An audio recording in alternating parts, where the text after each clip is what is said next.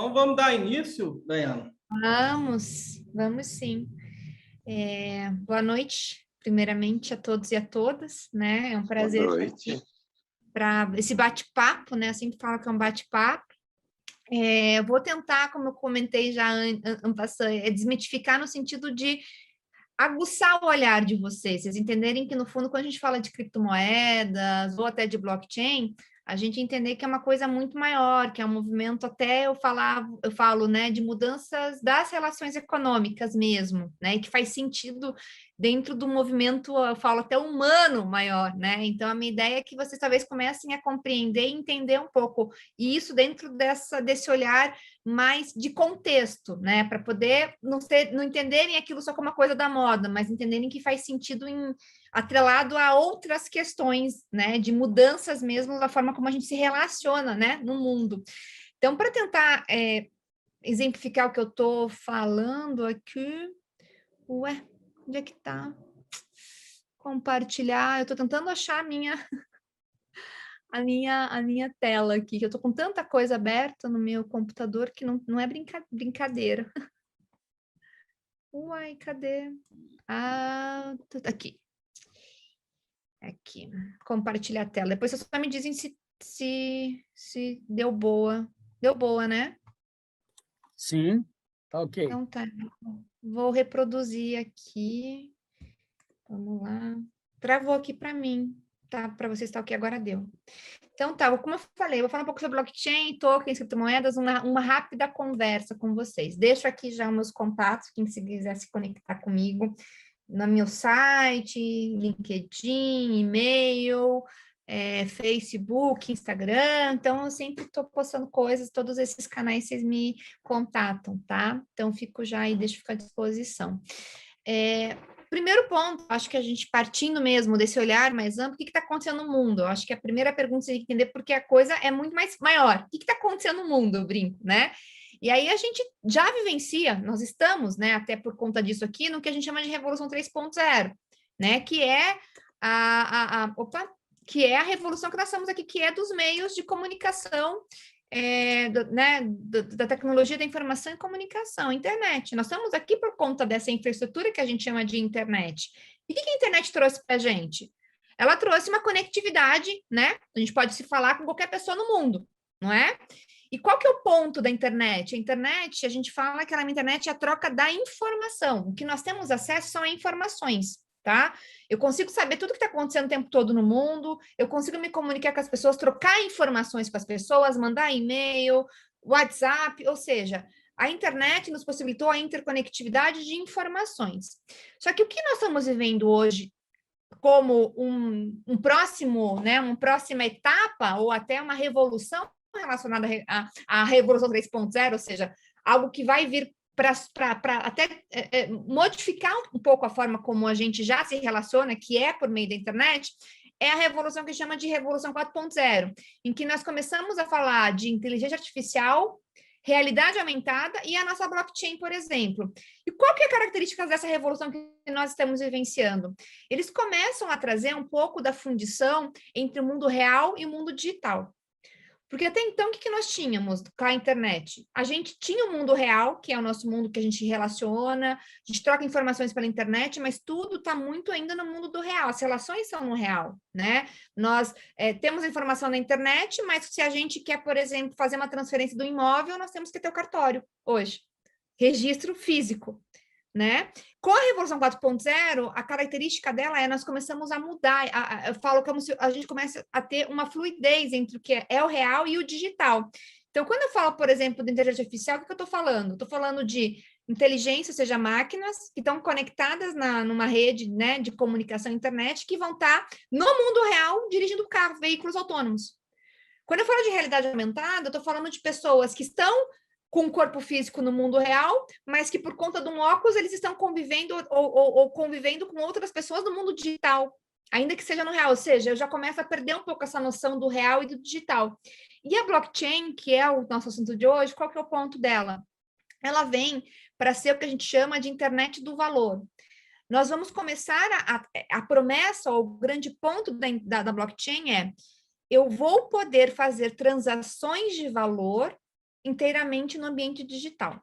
E isso é importante por quê? Porque para a gente poder hoje garantir que algo vale, nós temos os certificadores, que são os intermediários. Exemplo, o cartório de registro de imóveis, ele certifica que aquela propriedade, aquela matrícula existe daquela pessoa.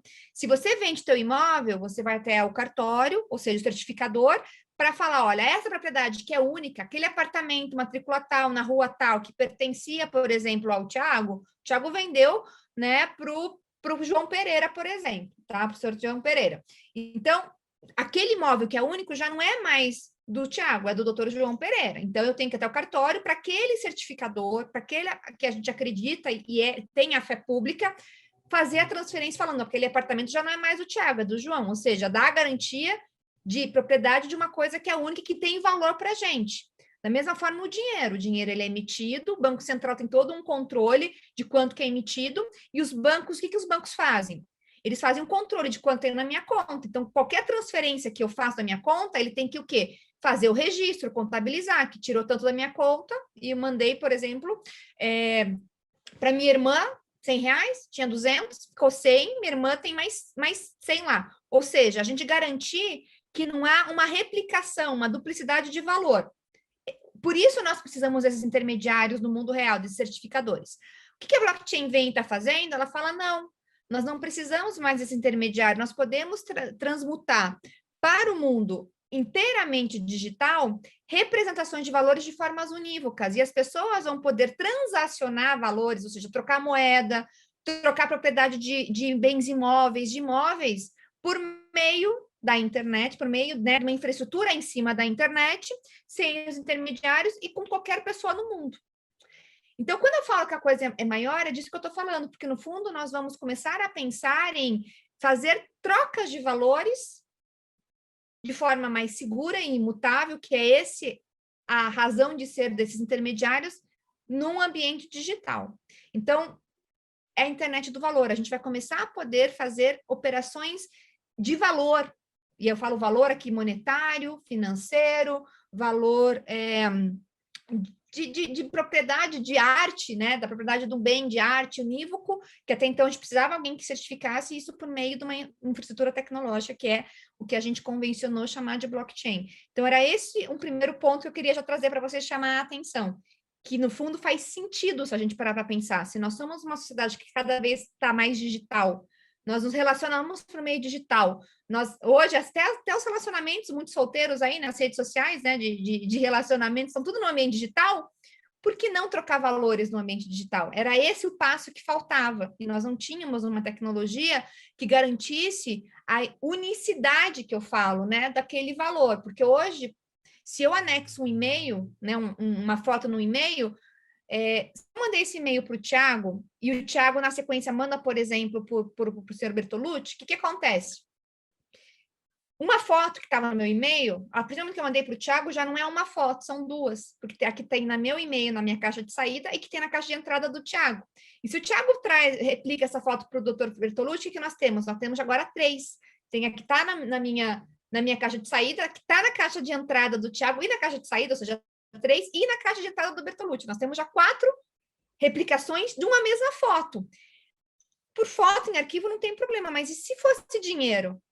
O problema da replicação do dinheiro. E era esse o ponto que a gente não tinha trocas de valores no meio digital, porque nós não tínhamos algo que garantisse um registro unívoco de que aquele item era só aquele item e que foi para aquela pessoa e que não ia ser replicável digitalmente.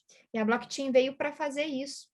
E por isso a gente começa a realmente ter esse frenesi ao entorno e ver que o movimento é muito maior, tá? Seguindo, meu computador aqui. Mas eu brinco que esse movimento ele é muito maior, né? A gente está falando da revolução tecnológica, mas a gente está vivendo hoje no mundo 3 revoluções na realidade, e isso a gente não pode perder de vista. A revolução tecnológica, né? A tecnologia está evoluindo. Então, internet, Big Data, impressora 3D, blockchain, nanotecnologia, robótica, mas a gente também está vivendo uma mudança das pessoas, as pessoas são diferentes. As pessoas do século XXI não são as mesmas pessoas do início do século XX, do início do século XIX. Então, a sociedade mudou, as pessoas estão ficando mais velhas, as pessoas, muitos não estão casando, ou tendo filhos mais tarde, ou seja, nós somos seres humanos diferentes, que utilizamos uma ferramental tecnológico para nos relacionarmos com outras pessoas de forma econômica. Então, as relações econômicas estão mudando. Então, hoje a gente vê o quê?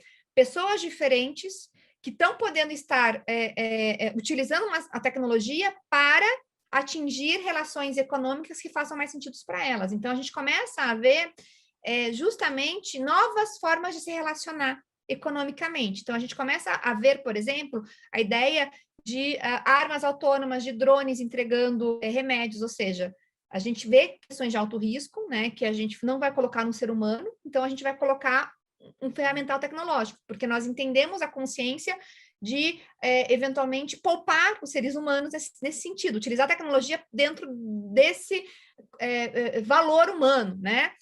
A gente começa a pensar em economia circular, né? Por conta do meio ambiente, proteção do meio ambiente, então reutilizar as coisas, né? E isso por meio de plataformas que conseguem permitir essa troca entre quem tem coisas usadas e quem tem interesse naquelas coisas usadas. A gente começa a pensar em smart grids de eletricidade, né, da parte de energia, né, então a gente começa a utilizar, inclusive, internet das coisas, dispositivos de internet das coisas e blockchain para fins de registro de quantidade, né, de quantidade de energia e eventualmente troca, do tipo, a pessoa está produzindo energia limpa de forma superafitária, ela transfere para a pessoa que está precisando. Então, se a gente começa a ver a utilização da tecnologia para fins de atingir valores que são importantes para a sociedade, utilizar a tecnologia em prol de relações econômicas importantes para a sociedade. E eu estou falando tudo isso porque é isso que a gente tem que entender. Quando nós falamos de revoluções tecnológicas, como é a blockchain, a gente tem que entender que a tecnologia é uma ferramenta a serviço do ser humano. E eu falo isso por quê? Porque se a gente for olhar o blockchain como ela surgiu como uma ferramenta tecnológica para atingir um propósito humano, tá? E que propósito humano, né? Gente, tá... Não consigo... Tá travado aqui para mim. E que propósito humano... Gente, desculpa que tá travando aqui o meu computador. Até vou ter que sair um pouquinho aqui. Desculpa. Vocês estão vendo ou é só o meu que tá travando? Não está travando, não. Tá passando normalmente. Então tá, então acho que é só no meu aqui que deu um delay, tá? Peço desculpa, mas então a ideia é essa, sempre entender que a tecnologia é uma ferramenta, tá? E como eu comentei, a blockchain tem, qual que é o propósito dessa ferramenta da tecnologia? Essa internet do valor. Ela veio para permitir trocas de valores no ambiente digital. É para isso que serve. Os tokens, ou criptoativos, ou criptomoedas, são aplicabilidades dessa tecnologia para fins de troca de valor. No fundo, o que nós estamos falando é de troca de valor. Quando falamos de criptomoeda, qual que é o propósito? Eu ter unidades digitais monetárias para ter trocas de valor. Estou utilizando para especulação? Estou, mas o propósito é ter troca de valor monetário. Quando eu falo de stablecoins, que são criptos atreladas ou a outras moedas oficiais, ou a outras commodities, ou a outros bens, qual que é o propósito? Eu ter uma maior estabilidade no valor para poder fazer trocas de valor, né, por meio da internet, por meio da blockchain, inteiramente digital. Quando eu penso em NFTs, que vocês estão ouvindo aí das artes, qual que é o propósito? Eu tenho um instrumento, que é um token digital para fins de troca de valor, certificando a unicidade daquela obra de arte. Então, o movimento que nós estamos falando é de troca de valores, é a internet do valor. Por isso que eu falo que a coisa é muito mais ampla, que é um movimento que faz sentido dentro de uma sociedade que cada vez mais está digital e utiliza a tecnologia para fim de facilitar as trocas e globalizar, né? Porque se a gente parar a pensar, essa ferramenta do blockchain, ela permite essas trocas globais, porque nada mais vai impedir de eu trocar, ou obviamente, com as limitações jurídicas de aceitar e de modificações dos sistemas para dar validade a isso, mas do ponto de vista tecnológico é muito possível eu utilizar um token que represente a propriedade de um imóvel e eu vender para qualquer pessoa no mundo aquele imóvel e eu só vou fazer o registro disso falando qual que é a tua carteira para eu mandar esse cripto que representa a propriedade. E ponto. Não preciso mais de um monte de burocracia, eu não preciso desse monte de intermediário, de ter alguém, ver como é que é a lei, o cartório naquele país, etc., acreditar o contrato, se não é... Não! Então, do ponto de vista tecnológico, ele está realmente nos permitindo trocas de valores de forma mundial, global. Então, se a gente parar para pensar no movimento humano, de nós sermos cada vez mais globais, interconectados com o mundo, nós termos uma ferramenta que permite a troca de valor global faz sentido. Eu acho que é esse o primeiro ponto que eu queria chamar a atenção para vocês terem esse olhar mais global desses movimentos, tá? Nós estamos em mais que, além de ser essa troca de valor, né, é uma mudança na forma como nós trocamos valores. Por quê? Porque como é que nós trocamos valores hoje? Como é que nós garantimos que aquele valor, ele existe, é daquela pessoa, por exemplo, uma propriedade de um imóvel, que aquele imóvel pertence à Daiana. Como é que hoje a gente faz isso? Por meio de intermediários de confiança, ou seja, cartório. Eu tenho um ente centralizado que tem as informações e ele é acreditado pelo Estado, então ele é que garante que aquilo existe. Da mesma forma, os bancos é que têm as nossas informações, os nossos saldos bancários, eles que controlam a contabilidade do que a gente gasta, não gasta, para fins de atualização da nossa contabilidade bancária, financeira. Com a blockchain, não. A gente tira os intermediários. Não tem mais um intermediário de confiança, uma pessoa que centraliza as informações. A ideia é diferente, é uma rede aberta. Então, todo mundo que participa da rede é uma comunidade. Todo mundo vai ter acesso às informações que estão acontecendo naquela comunidade e todo mundo daquela comunidade vai validar as informações. Então, é basicamente, assim, numa analogia muito assim, né? Até não é técnica, mas só para tentar fazer vocês entenderem. A ideia é o seguinte: é como se todo mundo que estivesse participando daquela rede, vamos supor, blockchain do Bitcoin, tá? Então, qualquer um que participa da rede, é como se cada um tivesse o registro, a contabilidade de todo mundo da rede. Então, se eu quero transferir um cripto, por exemplo, para o Thiago, e todos nós somos pontos da rede, todos nós sabemos quanto que a Daiana tem na carteira dela. Então, todo mundo vai falar, a Daiana quer transferir um Bitcoin para o Thiago. Vamos supor que eu tenho na minha carteira 3 Bitcoins. O que todo mundo vai fazer? Igual o banco, vai ver. A Daiana tem saldo para 3 Bitcoins? Ela tem 3, ela tem saldo para transferir 1? Aí, o Bertolucci vai falar que sim, a Rosemary vai falar que sim, o João Pereira vai falar que sim, e até que nós atingimos 50% mais um da rede, falando, não, ela tem, pode fazer. Quando chegar nesse 50% mais um, eu vou transferir e vai ser validado e vocês, todo mundo vai daí atualizar as suas contabilidades falando, a Daiana tinha 3, menos 1 que foi para o Thiago, a Daiana agora tem 2 Bitcoins e o Thiago, vamos supor que tinha 1 Bitcoin, agora tem 2, de forma automática. Então, em vez de ter uma pessoa que tem essa informação, é como se todo mundo fosse vigilante um dos outros, tivesse informação e a comunidade valida aquilo. Então, a mudança é de centralização, de uma coisa centralizada, de um controle centralizado, de uma contabilidade centralizada, que é o que a gente vive hoje, os bancos têm as informações, os cartórios registram as informações, para algo que é distribuído. Por isso que vocês escutam falar que a blockchain ela é uma contabilidade distribuída, porque a ideia é essa, é que todo mundo da rede tem as informações e consiga trocar. Então, como se fazer essa internet do valor, tirando os intermediários, trazendo a tecnologia, e a tecnologia de forma distribuída, de todos os pontos da rede validam. Então, a mudança também é de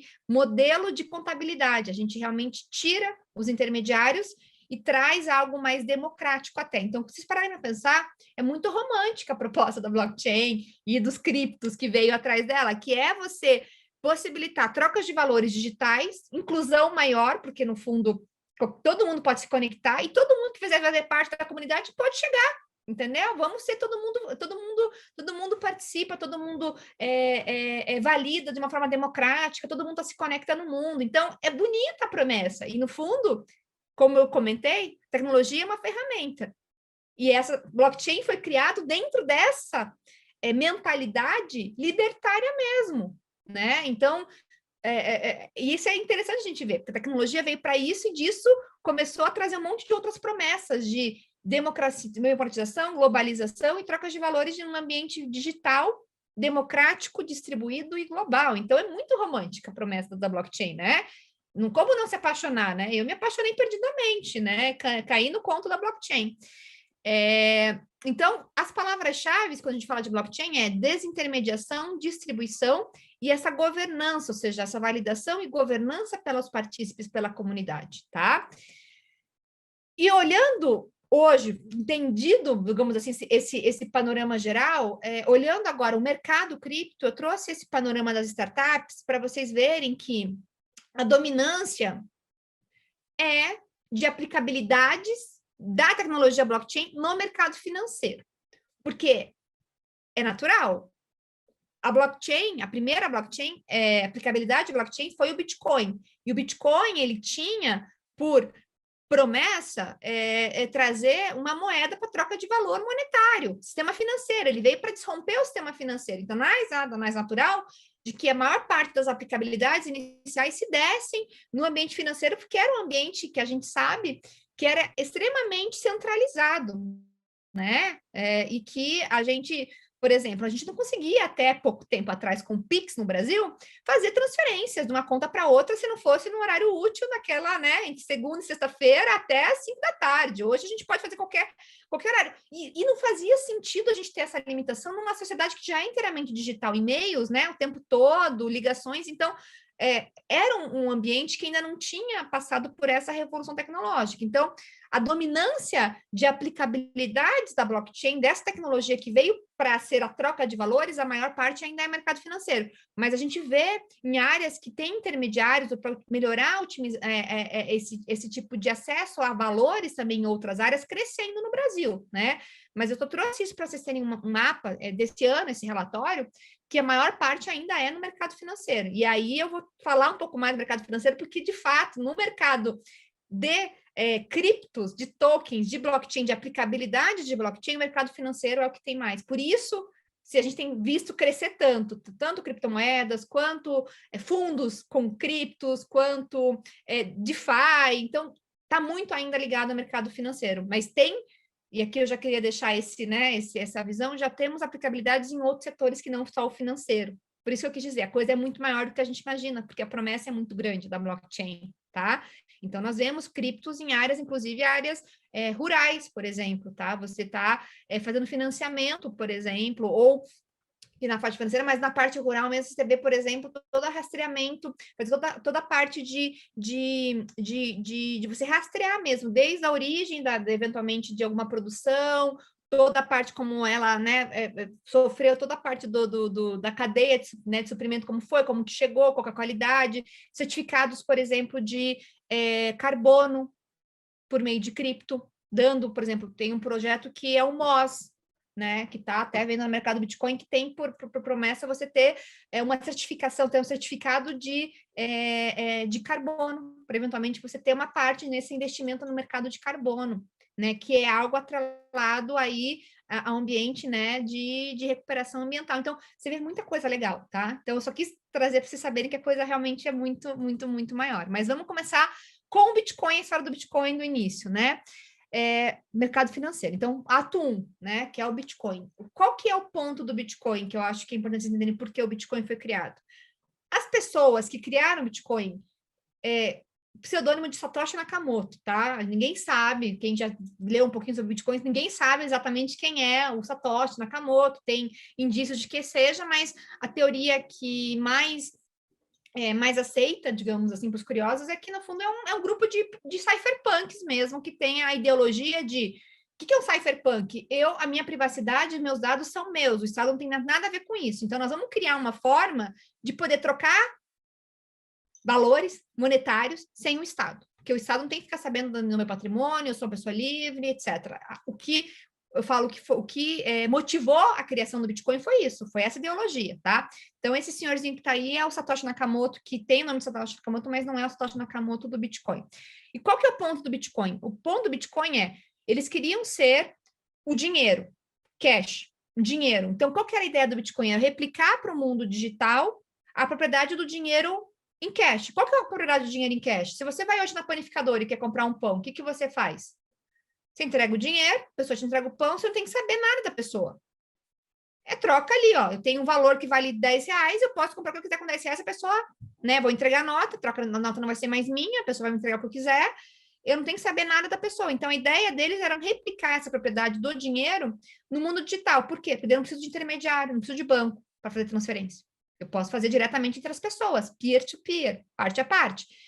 Porque eles falaram, olha, atividade de troca monetária é importante. Nós precisamos de algo que possibilite eu comprar um pão, comprar um mercado, sei lá, comprar um carro, comprar um imóvel. Mas os bancos não são necessários.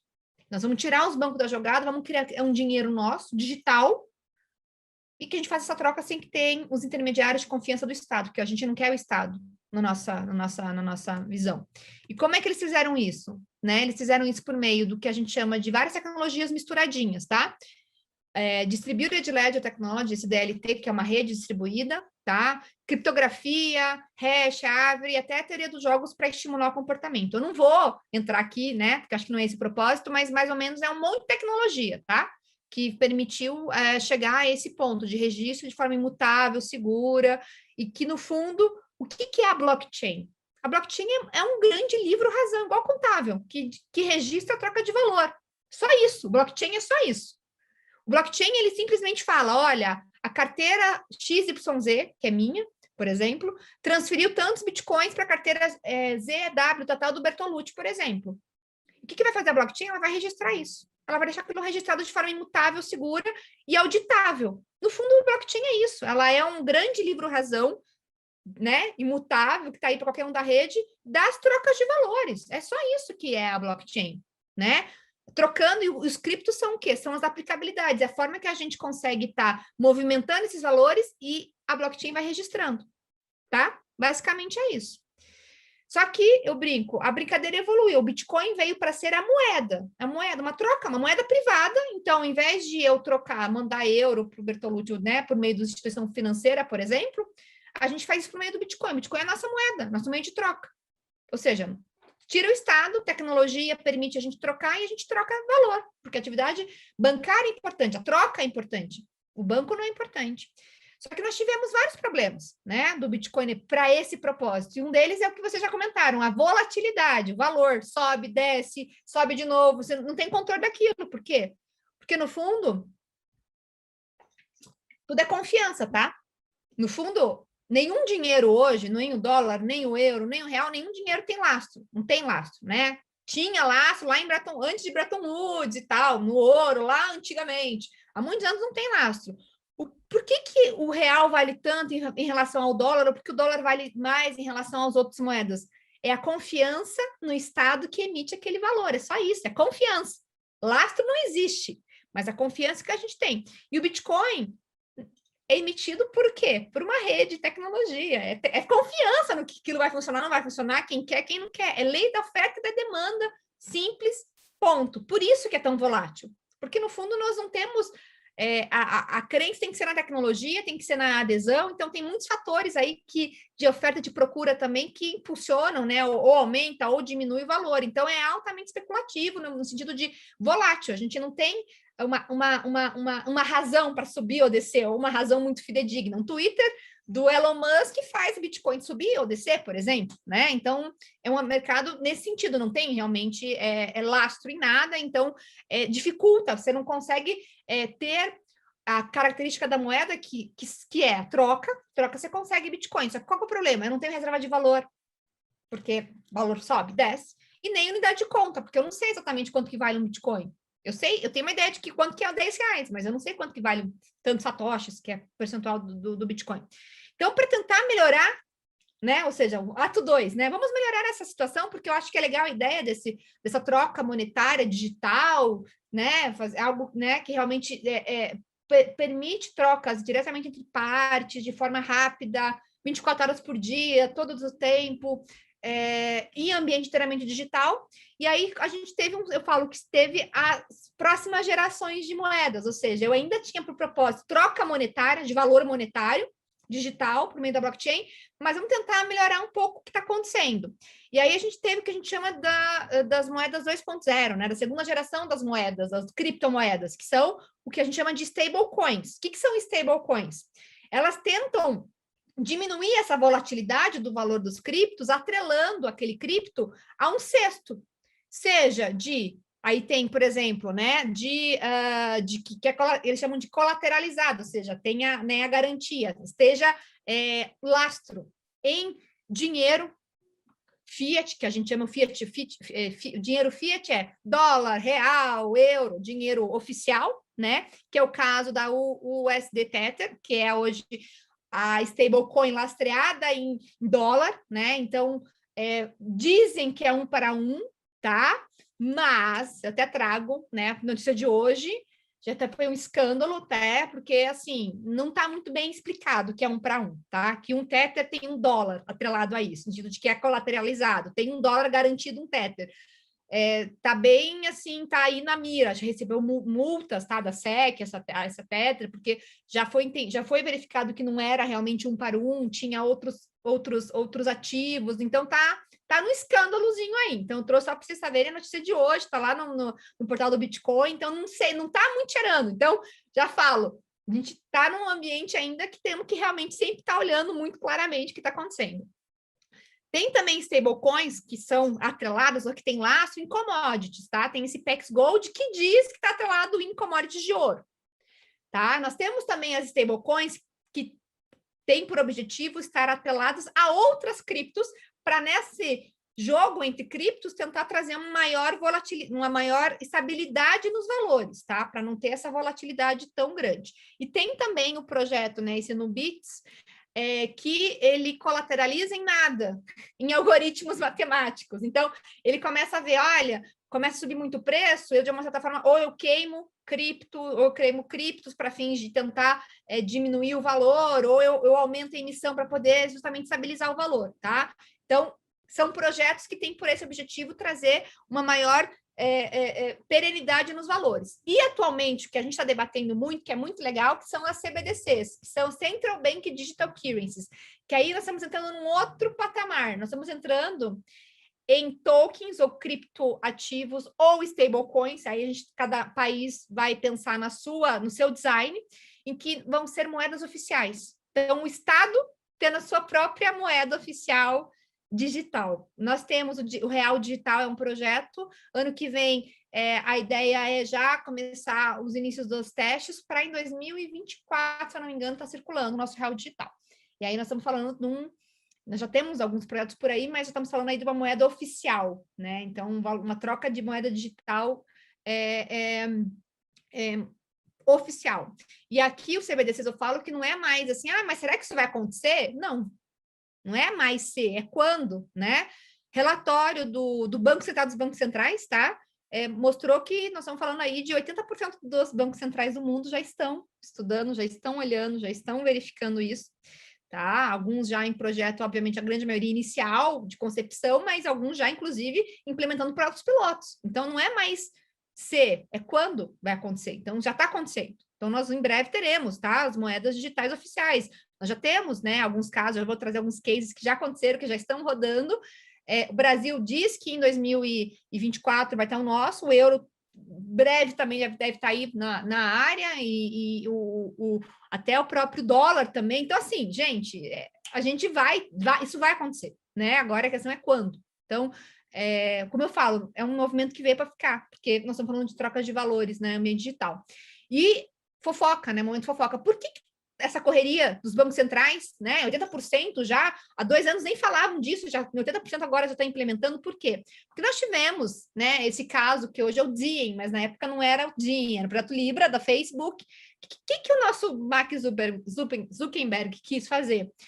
Ele falou: vou criar a minha stablecoin do Facebook. E aí eu penso para vocês, como é que vocês acham que um cara que tem bilhões de pessoas conectadas, que todo mundo utiliza WhatsApp, né? Instagram, Facebook, que muitas dessas pessoas que têm essas redes sociais, elas não têm bancos, não são bancarizados, nós estamos falando aí no mundo, de 31% do globo não é bancarizado, é muita gente, mas provavelmente essa grande maioria dessas 31 tem Facebook, né? Tem WhatsApp, tem celular, alto custo de transação para isso, tá?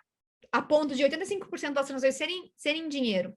Diante desse cenário, um empreendedor como Mark Zuckerberg falava: vou fazer um stablecoin meu para as pessoas trocarem dinheiro nas minhas redes, pelos meus WhatsApp, pelo Facebook. O que isso vai acontecer? Gente, eles vão ser simplesmente o maior banco central do mundo. Eles vão poder dominar. Quem é que não vai querer trocar de uma forma rápida e fácil troca monetária pelo Facebook ou pelo WhatsApp? E aí os bancos centrais ficaram com muito, muito medo, né? E não era para menos, porque olha aqui os números, tá? Nós estamos falando aí, ó, 2,7 bilhões. Então, Big Techs entrando nisso, querendo fazer moeda, qual que era o problema para os estados? Estabilidade financeira e monetária. Porque nós estamos falando, olha quantos números de clientes do banco. Bradesco, 99 milhões. Caixa Econômica, 96 milhões. Itaú, 82 milhões. Usuários de Facebook, 2,7 bilhões. Google, 3,2 bilhões. Apple, 1,75 bilhões. Então, nós estamos falando de potencial, né, potenciais big techs mandando em toda a política monetária do mundo. Então, os bancos centrais falaram, nós temos que correr atrás da nossa moeda oficial, barrar esses projetos que o Mark Zuckerberg trouxe, né, que era o projeto Libra, e começaram a correr com essas inovações CBDCs para fins de realmente fazer face a isso e não deixar essas big techs tomarem, né, conta disso tudo, né? Porque qual era a preocupação dos estados? Gente, direito concorrencial, soberania financeira dos estados que eles iam perder para as big techs, a própria privacidade dos dados, porque o Facebook teria acesso, por exemplo, a tudo que a gente troca monetariamente, quanto que a gente tem de valor, que a gente troca, que a gente não troca, né? E comprometer a política monetária dos estados, tá? E aí, qual foi a história que os estados falaram?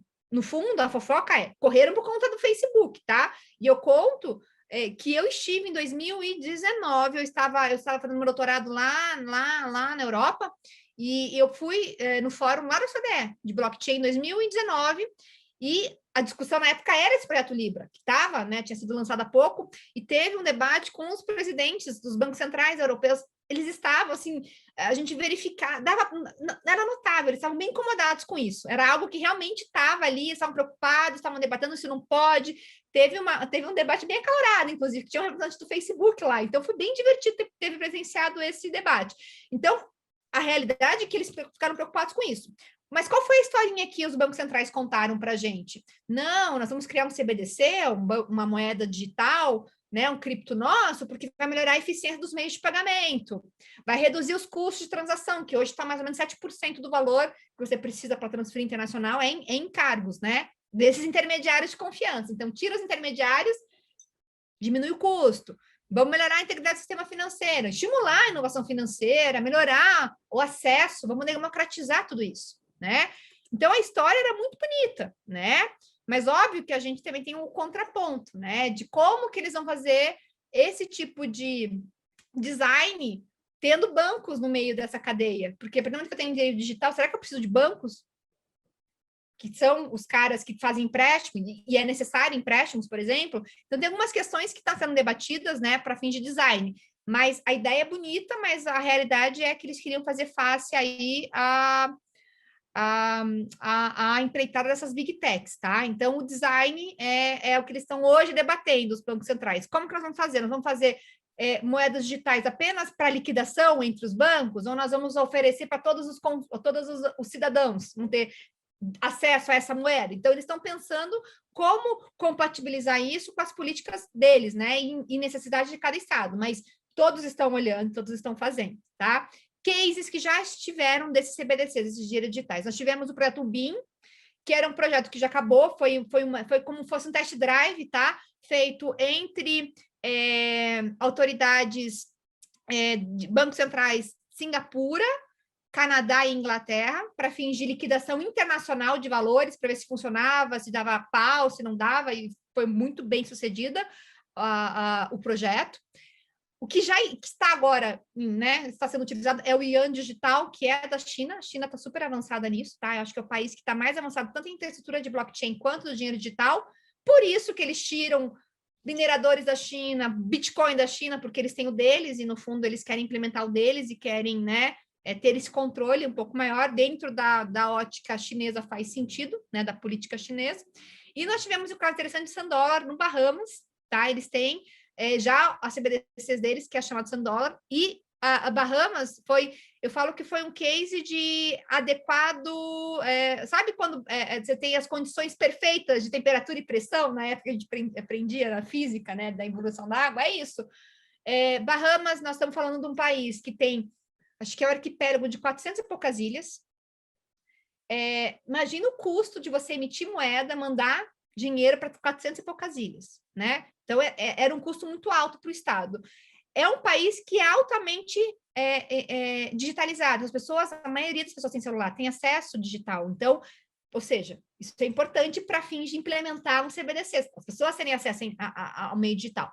Então, diante disso, foi feito esse projeto, né, o $100, super exitoso, as pessoas têm bastante adesão, está sendo muito, muito interessante lá para o Bahamas. Então, eles já têm o dinheiro deles e trocam de forma aí por meio de infraestrutura de blockchain. Então, é um caso que já está aí rolando, né? E aí brinca, né? Que seria os fins das moedas privadas, já com esses CBDCs aí, tem gente que acha que sim. Entrando os estados com as moedas oficiais, a gente que entende que daí é o fim do Bitcoin, todas essas moedas privadas de trocas.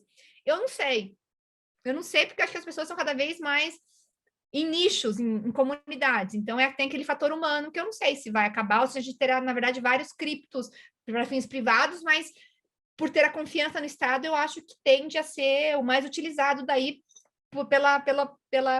digamos assim, pelos adultos que hoje estão aqui, né? Daqui a alguns anos esses jovens estão vindo, eu não sei se eles pensariam dessa forma. Então, tem esse fator humano, mas tá aí. Então, só para vocês entenderem que tá aí, né? Tá na hora do dia e que em breve nós estaremos trocando valores em moedas digitais, ainda que quem não tem Bitcoin ou moedas privadas vai ter as dos estados, né? Com certeza. O último ato, ainda falando do mercado financeiro, para vocês entenderem, é o que a gente tem chamado de DeFi, que é o Decentralized Finance. Até agora, eu só comentei de utilizar a estrutura da tecnologia blockchain para troca de valores de moeda, monetário, moeda, cash, né? Privado ou, agora, como eu acabei de comentar, oficial. Mas o que nós estamos vendo já também desenvolvendo é uma mudança de descentralização e distribuição do sistema financeiro como um todo. Empréstimos, câmbio, por meio de projetos em criptos que tem por objetivo o quê? Eu desatrelar, né, as atividades financeiras dos intermediários de confiança. Então, não estou mais falando apenas de trocas monetárias, estou falando de todo o sistema financeiro ser descentralizado em tecnologia. Então, eles falam abaixo os intermediários, os bancos, os câmbios, as corretoras, vamos todo mundo se conectar por meio da tecnologia. Essa é a promessa do DeFi, tá? O foco do DeFi é criar justamente essa arquitetura financeira, tá? Em que a gente consiga ter as regras já pré-definidas em softwares, tá? De maneira direta e transparente. Exemplo, hoje, quando você vai te pegar um empréstimo no banco, financiamento de um imóvel, você vai bater no Bradesco, por exemplo, no Santander, por exemplo, no Banco do Brasil, na Caixa Econômica, e vai apresentar alguns dados, alguns documentos, para eles poderem fazer uma resposta de quanto vai ser o valor do juro que ele vai te pagar naquele financiamento. E, às vezes, uma instituição para outra muda a taxa de juros. Você não sabe por que uma é maior que a outra ou por que a outra é menor que a uma, né?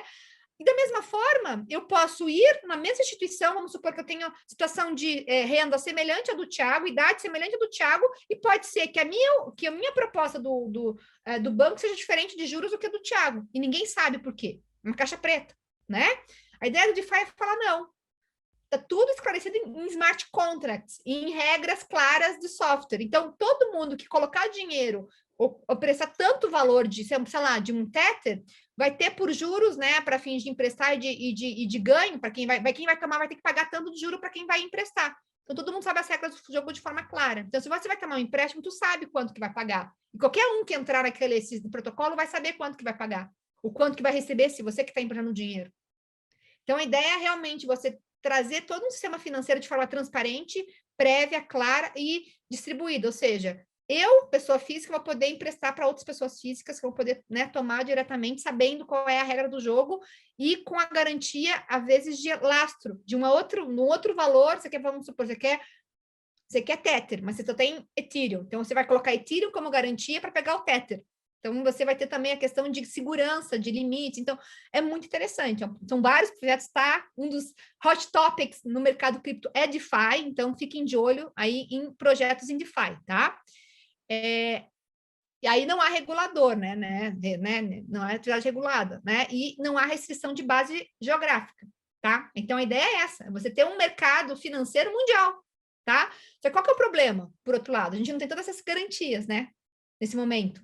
Tem que garantir a boa-fé de quem está fazendo os projetos. Porque você não tem a exigência de conhecer Know Your Customer, anti-lavagem de dinheiro, compliance, ou seja, temos esses gaps nesse momento. E aí nós temos que muito nos atrelar à rigidez ou à idoneidade de quem está fazendo esses projetos, mas são gaps que nós estamos tendo que começar a enfrentar no mundo jurídico, tá? Eu comentei que normalmente os protocolos ainda estão junto à rede do Ethereum, mas a gente já vê algumas outras redes, Solana está tendo alguns projetos, tá? E em DeFi aí. Mas a ideia é essa, realmente a gente poder ter regras claras, transparentes, né? Para qualquer um no mundo que quiser emprestar dinheiro numa plataforma, ou seja, trocas mundiais de tudo, de câmbio, de empréstimo, etc. Tá? Os desafios inúmeros, né? Eu acabei de comentar, assim, do ponto de vista regulatório, de segurança, porque no fundo hoje é um mercado inocente, particulares, nós temos que olhar muito quem está por trás do projeto, são pessoas idôneas, são pessoas capacitadas, tem valor envolvido, quanto que está envolvido, tem muitas, sabe, nuances, porque o risco de golpe é muito grande, né? Tem pessoas bem intencionadas como tem pessoas mal intencionadas. Então, nós estamos num ambiente privado, né? Que o Estado está tentando regular ou trazer diretrizes, mas ainda em cima dos intermediários conhecidos, exchanges, mas o DeFi é um desafio maior agora, porque agora nós estamos falando de trocas financeiras, né? Mundiais, e às vezes são institutos que nem existem em lugar nenhum, né? Tudo no meio de protocolo tecnológico. Então, assim, eu que sou advogada, eu falo que é um mundo aí bem complexo para a gente estar debatendo, mas só para vocês entenderem que a coisa é muito maior, no sistema financeiro, tá? E, assim, para fins de finalzinho, né, que eu falo que é um prólogo, primeiro ponto de tendências atuais do mercado cripto.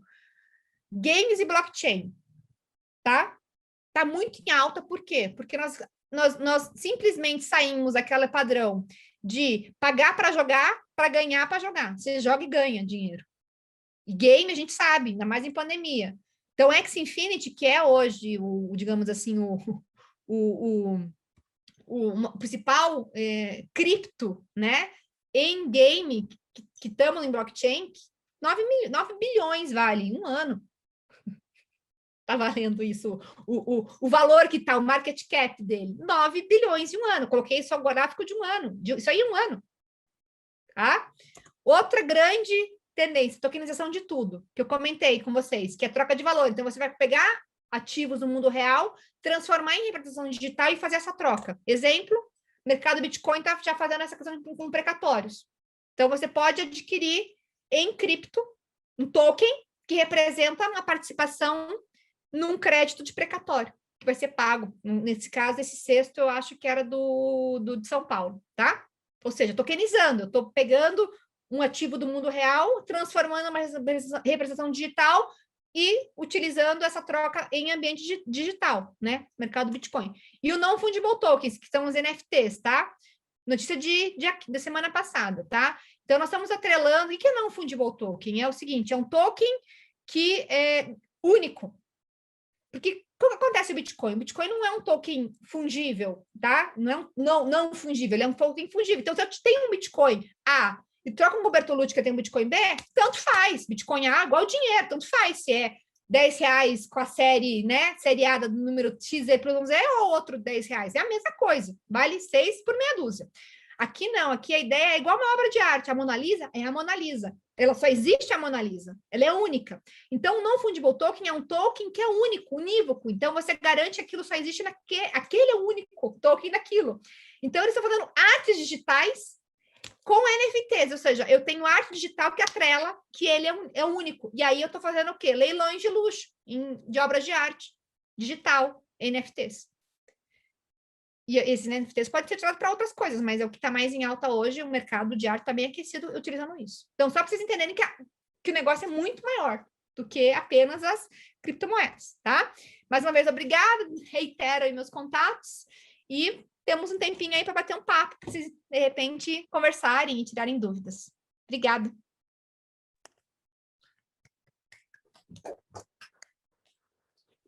Ô, doutora Dayana, né? Muito obrigado, né, por essa palestra aí. Sem doutora. Te agradeço muito por esse tempo, né, que você forneceu para a gente. Foi bem solícita quando entrei em contato. Eu sou seu aluno da pós-graduação, né? Então, te agradeço muito mesmo por essas informações que está em voga hoje, né? É um assunto bem pertinente, né, e bem interessante para a nossa organização aqui, né? Então, recebemos hoje aqui, companheiros, a doutora Dayana Udry, procuradora do Estado do Paraná. e fico lisonjeado com a sua presença, mais uma vez. Muito obrigado e deixo a palavra para algumas dúvidas aí eventuais. Podem ficar à vontade, companheiros, por favor.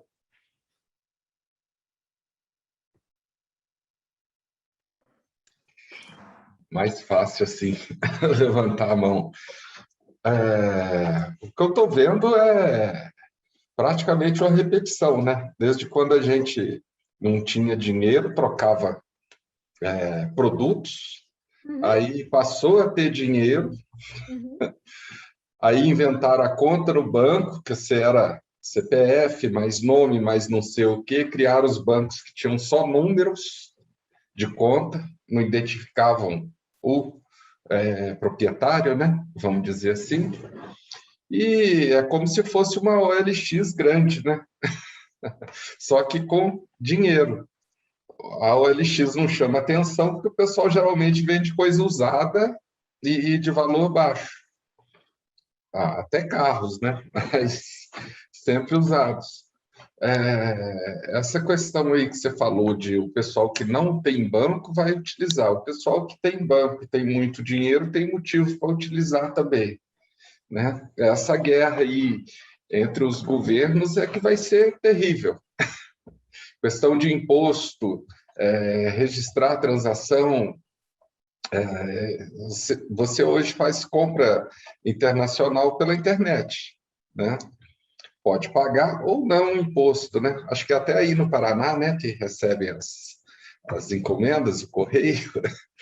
Mas você comprou, né, uma criptomoeda, a compra da criptomoeda. Você vai depender de quem aceite para você poder comprar alguma coisa com ela. Ela não é simplesmente um investimento. Ela vai funcionar como dinheiro mesmo. É isso? Vai ser as duas coisas? Então, a proposta do Bitcoin foi ser, como você bem disse, como a gente trocava, permutava, né? Utilizava, sei lá, sal como meio de troca antigamente, a gente está agora falando, não, nós temos uma moeda privada, digital, que tem por propósito ser esse instrumento de troca, tá? Ser moeda mesmo. Esse é o propósito do Bitcoin, e como é uma moeda privada, não é oficial, não tem curso legal como é o real, que qualquer um tem que aceitar, porque a lei diz que tem, é isso mesmo. Se você quer usar como troca, você tem que depender da pessoa que vai aceitar, como se você quisesse dar um carro, como se você quisesse dar qualquer coisa, tá? Esse é o propósito. Agora, o que está acontecendo? Como ela é um bem, vamos falar aqui como um bem, uma coisa, né? Um bem intangível, que tem essa volatilidade de preço, o que as pessoas estão fazendo? Investimento, como investimento. Tradando, né? Ou o que a gente fala aqui nos termos, né? De trade, tipo, faz o trade lá, né? De especulação diária, ou quem faz o holding, que segura, porque acredita que aquilo vai evoluir, então vai segurar até um certo valor para depois vender, ou seja, fazer investimento. O propósito do negócio era ser um meio de troca, uma moeda, mas a realidade tem mostrado que hoje ele é muito mais, o Bitcoin, muito mais um investimento do que uma moeda de troca. A sociedade deu esse uso para ela, tá? E a volatilidade é comum em todas as moedas. Se um presidente de um país fala uma besteira, no outro dia a moeda dele está lá embaixo, né? E a manipulação da moeda, vamos dizer, se eu tiver bastante, de manhã eu compro, todo mundo vê o movimento, de tarde eu vendo, antes do pessoal perceber. O mais curioso nisso tudo é o N lastro, operações. né? Onde está o lastro disso aí? Tem. Não tem, né? Não tem, não precisa. Pois é. Não tem. É direto. Não tem. Não tem nem sal como lastro. Não, é direto. Não tem. O que tem, como eu falei, tem essas stablecoins, que são a segunda geração, que tentam trazer algum lastro para tentar diminuir a volatilidade. Mas é como eu disse, por exemplo, esse Tether, que era um Tether para $1, já está tendo escândalo. Então, a gente fala, é um ambiente novo, do ponto de vista da moeda, é muito novo, e está muito atrelado à confiança que você tem no projeto. É fácil, de repente eu resolvo criar uma Betoluti Coin. Se pegar... Sim, estão fazendo, um monte de artistas fazendo NFTs deles e estão ganhando dinheiro, rios de dinheiro com isso. É algo, nossa, extremamente interessante e perigoso, né? O Mas Flamengo é lançou algo que a uma gente não essa sabe semana. onde nós vamos chegar. Sim, Flamengo, O Flamengo lançou e vendeu, não exatamente. sei, bilhões em 15 minutos. O fan tokens, né? É. Os fan tokens. É. É outra moda. Aham. João, acho que o João e o Rafael estão com a mãozinha levantada. Não sei quem que levantou primeiro. Pela ordem, o companheiro Rafael, por favor. Então,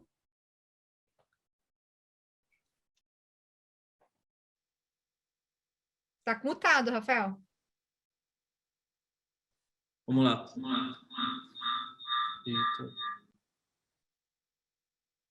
Agora, acho que agora vai. Desculpa, é porque como eu estou na mesma sala que o Thiago, aí a gente precisei mutar o dele primeiro. Primeiro, obrigado aí pela palestra, Dayana. Muito obrigado.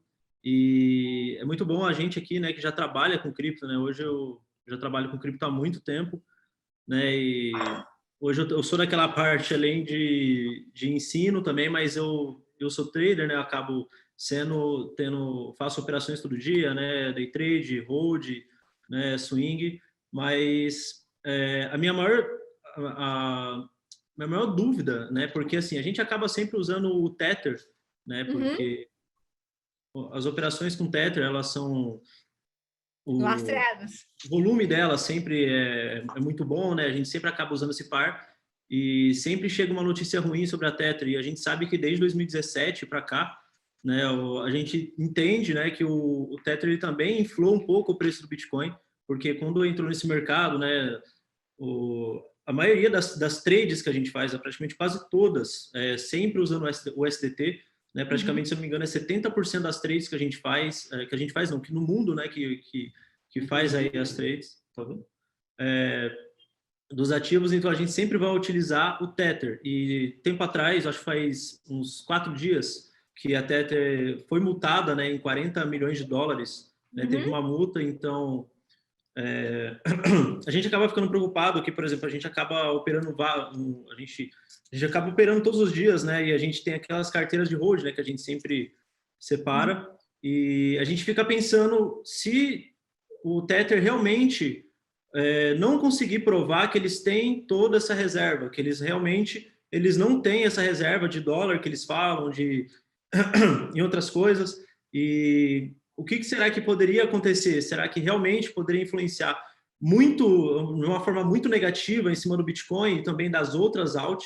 Né? Eu até digo que, eu até conversei com amigos aqui, analistas aqui, eu acredito que o inverno cripto, que eu digo que pode ter uma grande correção, pode ser também juntando com esse problema da Tether, que se eles não conseguirem comprovar, eu acho que isso vai influenciar de uma forma muito forte, muito negativa e pesada em cima do Bitcoin. Aí eu queria que você me falasse um pouco se a gente teria, se você indica que a gente realmente busque outras stablecoins, né, hoje tem a BUSD, que é a moeda da Binance, que é a plataforma que a gente sempre está operando. Tem a USDC, que também já teve alguns probleminhas no passado, né, com a SEC, né, por causa dessa coisa do dólar. Então, a minha dúvida é essa, se a gente realmente tem que estudar, a nossa empresa tem que ficar estudando, buscando algumas alternativas para que a gente não venha a sofrer muito com dessa parte negativa da Tether. Olha, quem sou eu para, né, falar? Acho que você é mais especialista que eu, assim, mas assim, eu acho que é muito perfil. Eu acho que é sempre bom a gente diluir o risco, né? Né? Mas é uma questão de entender o que está acontecendo, porque a gente está vendo que está na crista, né? E a gente sabe que, às vezes, uma ventaninha, algo que está muito forte, pode realmente ter um efeito muito maior, né? Num mercado que é altamente nascente, que é altamente baseado em confiança. Mas é uma opinião aqui de alguém que, assim, não é investidor trader, né? Eu tenho pouca coisa holding mesmo, né? Mas eu sempre estou estudando coisas novas, assim, de entender, porque eu acho que é um ambiente altamente risco, risco altíssimo, né? A gente sabe que qualquer coisinha, qualquer Twitter, às vezes mal feito, o negócio vai, né, para não só o Bitcoin, como, né, várias altcoins, né? Ou, por exemplo, ontem ninguém estava entendendo por que a Cardano não estava subindo, estava todo mundo subindo, a Cardano não subia tanto quanto queria, e aí todo mundo está na esperança, mas será que vai agora no mês que vem, porque não sei o quê? Então, assim, é ambiente que a gente, no fundo, está num monte de achismo, né? Mas eu sempre acho que é melhor, assim, se tá tendo essa fumaça, por que não olhar outras coisas? Eu acho. É isso aí. Sabe? Se a fumaça, cara, se a fumaça já tem gente multando, pode ter fogo. Então, vamos tentar já pensar em planos, em cenários catastróficos, e o que a gente faria nesses cenários catastróficos, né? Concordo. Eu acho que é mais isso, né? Olhar. Não, concordo. Obrigado, Daiane. Porque é muito importante, né? É importante porque hoje... Pode abaixar um pouquinho? Só baixar um pouquinho aí. É que nessa questão, por exemplo, você falou aí da Cardano, né? Da Cardano, hoje as pessoas ficam, mas por que a Cardano subiu? Mas como a gente fica olhando o gráfico toda hora, a gente às vezes meio que esquece o mundo e só vê o que o gráfico está dizendo para a gente, né? Você deu o exemplo do Elon Musk aí na palestra, né? Teve o exemplo do Elon Musk, né? De quando o Bitcoin caiu lá de uma forma absurda lá, muitas pessoas sempre vão acreditar que foi por causa do Elon Musk, tal, não sei o que, o Twitter do Elon Musk, mas a gente que está analisando o gráfico, a gente viu que já estava caindo, já estava em um movimento de exaustão, aquele mercado já estava, né, as baleias já estavam vendendo lá em cima, e o Elon Musk, ele só entrou ali só entrou nadando ali, tipo, falando, foi eu que falei, tipo, mas não foi nada disso. Então, eu hoje acredito, né, que o Bitcoin é muito menos influenciável, né? Eu acredito que os presidentes eles podem influenciar de uma forma extremamente negativa nas moedas dos países deles, tá? E os países, qualquer outro país do mundo, como a China tentou várias vezes, né, excluir o Bitcoin, falar do Bitcoin, que o Bitcoin vai morrer, que não sei o que, não sei o que, exclui nos países afeta muito, só que no Bitcoin não afeta tanto. De uma forma que quando a gente olha o gráfico realmente do Bitcoin, que ele nunca teve uma tendência de baixa na história. Então, você vê que por mais que os países tentam lá derrubar o Bitcoin, falar que é uma moeda que não serve para nada, que é isso, que é aquilo, então... Eu não entendo muito de gráfico, sabe? Ele é menos influenciado. Né? Você sabe, então, na verdade... O maior problema que eu acredito é nessa parte das stablecoins, que o Bitcoin, ele hoje é utilizado muito para trade, né, para ter lucro, né? Hoje já é um mercado muito forte, né, de realmente você operar hoje inteiro e ganhar dinheiro, né? Mas eu acredito que a Tetra ela vai, né, infelizmente, se realmente não se comprovar, ela vai afetar de uma forma muito negativa, muito mais do que o Elon Musk, muito mais do que a China, né? Sempre vem falando Bitcoin. Mas muito obrigado, viu, Daiane? Então eu vou ficar de olho aí nas outras propostas aí de stablecoin, ficar bem esperto e ficar de olho aí. Obrigado, viu? Eu que agradeço, né? Depois você tem que dar uma aula aí, em vez de gráfico. Esse é meu próximo aprendizado, mas eu acho que o Bitcoin, na verdade... Deixar. A gente já tem os cursos aí de análise gráfica. Então tá, aí eu vou, né? Bolsa de 100%. Ótimo. Né? E aí eu vou aprender, porque é uma coisa que eu quero aprender, mas eu acho que o Bitcoin chegou num momento que é too big to fall, sabe? To fail, não dá mais, é muito grande. É difícil. Isso eu concordo, não tem jeito. Hoje, fail, né? Não bancos, dá mais. Né? Os bancos, né, praticamente já estão utilizando a tecnologia blockchain, os bancos já estão negociando e tal. Né? Então é um negócio que não volta para trás, né? Agora, a maior dificuldade, eu acho, que vai ser a questão dessa burocracia aí de você fazer das taxas, né, das pessoas dos governos querer taxar o Bitcoin, né? Porque o governo também precisa morder lá uma parte dele e tal. Eu acho que essa vai ser as maiores dificuldades aí dos criptoativos. Concordo contigo. Obrigado, pessoal. Tá tranquilo. Companheiro João Pereira. Daiane, desculpa se a minha pergunta for parecer ingênua demais, mas é que essas terminologias que vocês usaram aí, para mim, são totalmente desconhecidas.